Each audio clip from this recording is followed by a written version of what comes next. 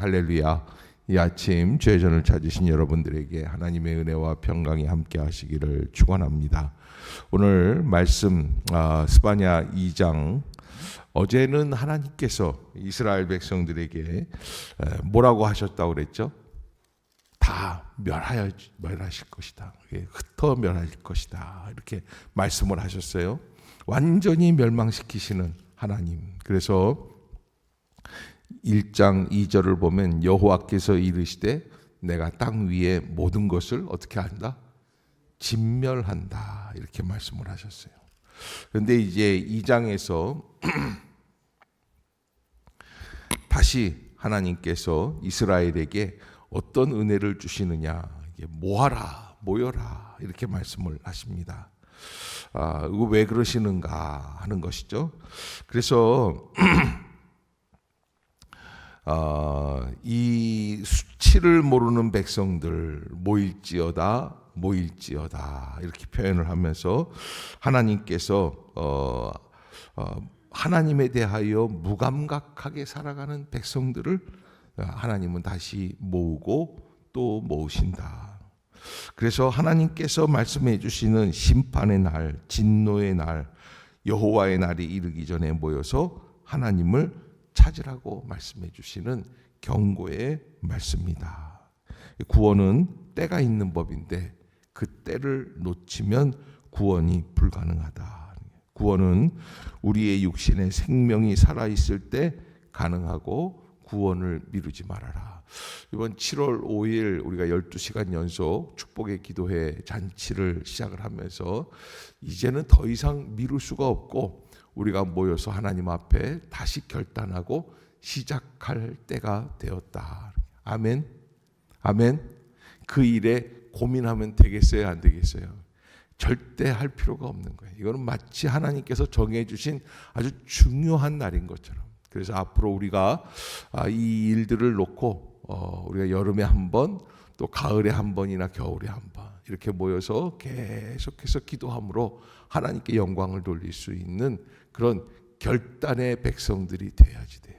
다시 돌이키는, 회복시키는, 하나님 앞에 나오는 마지막 때가 다가오기 전에 모여야지 된다. 그걸 알아야지 되죠. 그러면서 3절에 보면 이렇게 말씀을 합니다. 3절 읽어봅시다. 시작. 여호와의 규례를 지키는 세상의 모든 겸손한 자들아, 너희는 여호와를 찾으며 공의와 겸손을 구하라. 너희가 혹시 여호와의 분노의 날에 숨김을 얻으리라. 아멘. 진정한 겸손은 뭘까라고 하는 거예요. 진정한 겸손은 뭘까? 이 진정한 겸손이라는 것은 하나님께 맡기는 게 겸손이에요. 온유와 겸손한 것은 왜 온유와 겸손할 수 있느냐? 사람이 교만해지고 자기를 탁 드러내놓고 싶고 그러는데 왜 그럴 수 있느냐? 하나님께 맡기기 때문에. 아멘. 아멘. 하나님께 맡기는 사람이 온유와 겸손한 거예요. 하나님께서 알아서 처리해 주실 것이다.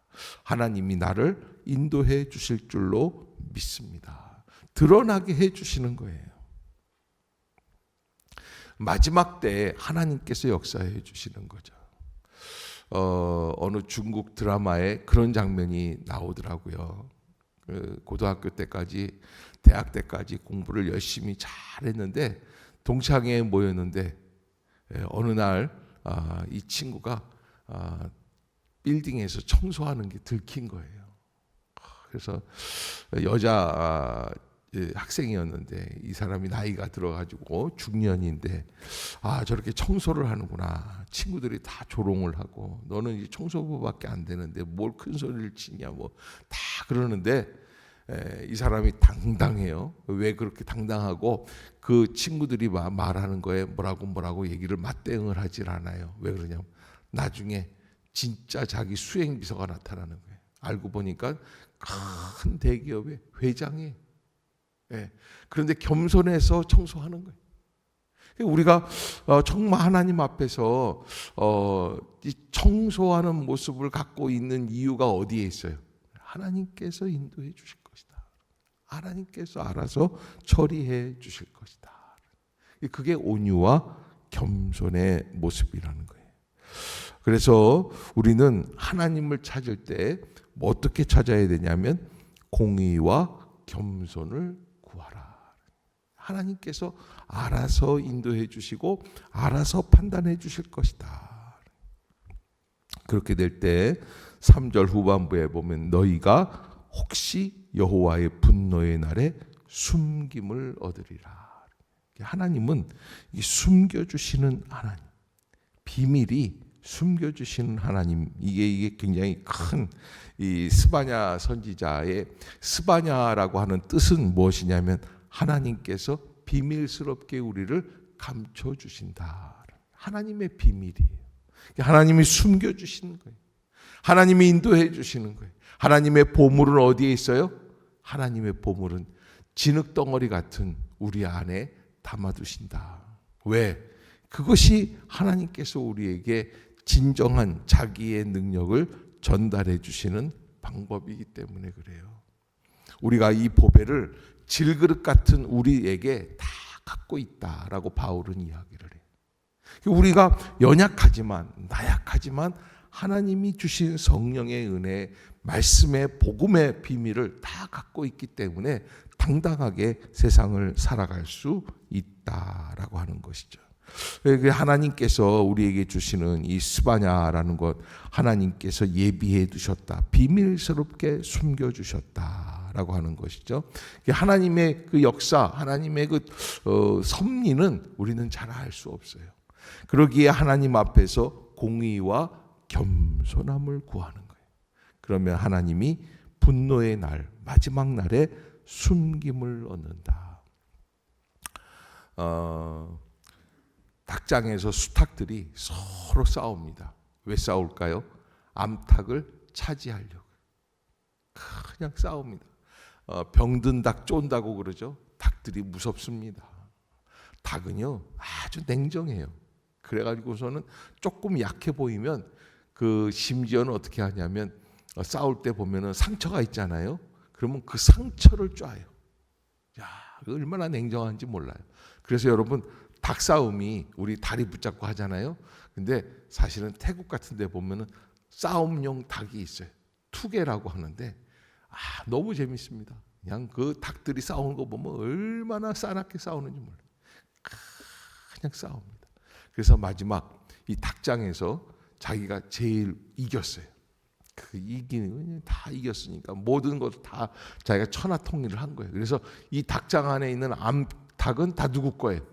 자기께 된 거예요. 그러니까 이 닭이 너무너무 신이 나가지고서는 그냥 그 닭장 안에서 우는 게 아니라 튀어나오더니 나무에 탁 걸쳐 앉더니 꽃기야 하고 울어요. 근데 그 순간 저 하늘 위에서 매가 먹을거리를 찾고 있다가 들었어요, 안 들었어요? 샥 하고 내려와가지고 꽃기요 하고 2초도 안 돼가지고 잡혀갔어요. 여러분, 그게 우리 인간이 앞일을 알지 못하고 교만한 모습들을 볼 때 저 사람도 수탉처럼 되는구나. 소리를 탁 지르고 뭔가 내가 그냥 마치 내가 이 세상에서 그래봐야 닭장에서 암탉 몇 마리 거느리는 건데 그거를 그냥 그래가지고 막 소리를 지르고 그러면 어떻게 된다고요? 위에서 누가 찾아와요? 매가 찾아와요. 마귀가 찾아와요. 그래서 교만해서 소리를 지르는 것들은 마귀가 제일 좋아하는 먹이다. 아멘. 예. 그 대답들도 안 하시네요. 여러분, 그것을 우리가 이 스바냐 선지자가 하나님의 섭리를 보면서 지금 남유다 왕국이 바벨론에게 앞으로 한 30년 뒤에는 이제 완전히 멸망당할 텐데, 그러나 그 뒤에 있는 모습, 70년 뒤에 하나님은 그 남유다 왕국을 어떻게 하신다는 거예요? 돌이켜 다시 세워주시는 거예요. 그걸 바라보는 거예요. 하나님의 숨겨진 비밀이 있다라는 거예요.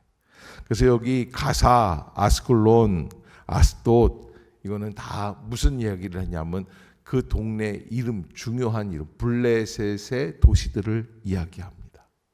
그 동네들, 또 그 동네뿐만 아닙니다.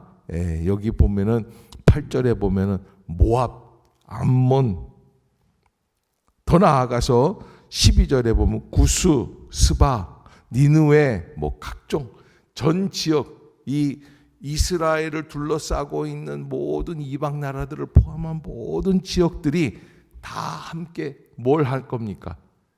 이 사람들이요, 남유다 왕국이 바벨론에게 침략을 당할 때 이 에돔 백성들, 이 암몬 자손들, 이 사람들이요 길을 안내해 줬어요. 앞잡이가 되어줬어요. 자기들도 멸망할 거를 모르고 남유다 왕국이 멸망하는데 박수를 쳐요. 그러나 곧 이어서 완전히 그 지역이 초토화가 돼요. 남유다만 망하는 게 아니라 하나님은 전체 그 지역을 다 심판하실 것이다. 그 심판 앞에서 우리가 해야 할 게 뭐예요? 오직 공의와 겸손을 구하는 거예요. 그러면 여호와의 날에 무엇을 얻으리라? 숨김을 얻으리라. 이런 이 교만의 역사에 대해서 하나님께서는 이렇게 말씀을 하세요. 10절을 한번 봅시다. 시작. 그들이 이런 일을 당할 것은 그들이 만군의 여호와의 백성에 대하여 하나님께서 선택한 사람들 앞에서 어떻게 하는 거예요? 교만한 거예요. 그냥 이스라엘을 무시하고 조롱하고 너희가 멸망할 것이다 그랬는데 그 교만을 하나님은 어떻게 하신다? 좌시하지 않고 심판하신다.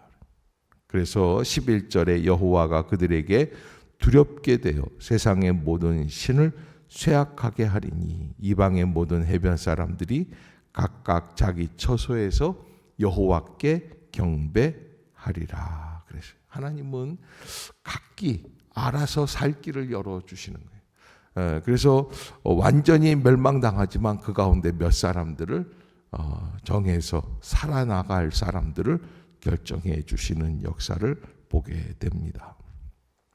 구스는 아프리카 쪽 에티오피아, 이집트 옆에 있는 나라들이에요. 그 사람들까지도 너희도 내 칼에 죽임을 당하리라. 여호와가 북쪽을 향하여 손을 펴서 아수르를 멸하며, 그러니까 아수르는 지금으로 말하면 신흥 강국이에요. 그 나라를 꺾을 자가 아무도 없어요. 바벨론이 만약에 바벨론이 미국이라고 하면은 아수르는 중국이에요. 그런데 여러분 그런 나라들이 순식간에 망해요. 완전히 초토화되는 거예요. 그러면서 이 아수르의 니느웨 성, 이 니느웨 성을 어떻게 하는 거예요? 완전히 황폐하게 만드시겠다. 우리는 지금 이렇게 눈으로 볼 때, 야, 저렇게 찬란하고 강대하고 군인들이 수백만 명, 수천만 명이 있고, 그냥 우리는 도저히 그렇게 싸울 힘들도 없는데 어떻게 저런 나라들이 망할 것인가? 하나님이 하시면 그렇게 되는 거예요. 그래서 하나님께서 숨겨주시는 자리, 그 자리에 들어가는 것이 가장 귀하고 복된 역사다. 그래서 15절 다시 한번 보겠습니다. 15절 시작. 이는 기쁜 성이라 염려 없이 거주하며 마음속에 이르기를 오직 나만 있고 나 외에는 다른 이가 없다 하더니 어찌 이와 같이 황폐하여 들짐승이 엎드릴 곳이 되었는고 지나가는 자마다 비웃으며 손을 흔들리로다. 아멘. 기쁜 성이다. 하나님께서 인도해 주시고 오직 나만 있고 나 외에 다른 이가 없다. 이렇게 이런 사람들이 어떻게 됩니까? 황폐하여 들짐승이 엎드리는 자리, 눕는 자리. 그냥 완전히 다 성읍이 황폐해서 그저 이리 새끼, 늑대 뭐 이런 것들이 다 와서 있는 자리가 된다면 얼마나 비웃음을 당할 수 있는 것이냐라는 거예요. 그런데 누구나 그럴 수 있다. 누구나. 하나님 앞에서 그래서 겸손하고 공의를 바랄 수밖에 없다. 하나님의 섭리 앞에 겸손한 것. 그것을 잊지 마시고 믿음으로 승리하는 우리 모두가 될 수 있기를 주의 이름으로 축복합니다. 기도하겠습니다.